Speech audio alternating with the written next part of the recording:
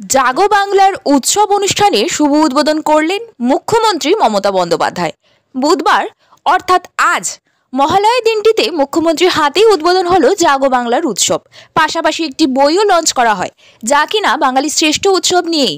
সেখানে বহু তথ্য রয়েছে যা প্রত্যেকেই সাহায্য করবে বিষয়গুলি জানতে। এবারে আমি যে কভারগুলো করেছি প্রায় 10টা, আমি নিজের পেন্টিংয়ের মধ্যে চোখ এঁকে দিয়েছি মায়ের। এটা একটা নতুন থিম। আর যারা গান গাইবে তারা এখানে বসে আছে, আমি শিরাধাকে দেখতে পাচ্ছি। ইন্দ্রনীলও গাইবে, দিব্যজ্যোতি অলরেডি গেয়েছে, আরও অনেকে গেয়েছেন। অদিতি আর রাঘব আসতে পারবে না, অদিতি অসুস্থ আছে। আমার নতুন করে কিছু বলার নেই। আজকে দেবীপক্ষ শুরু হচ্ছে।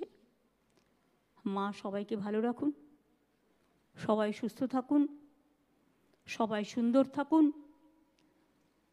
যারা কাউন্সিলররা আছেন দয়া করে জাগো বাংলা শারদীয়া সংখ্যাটা কিনবেন, এতে অনেক তথ্য থাকে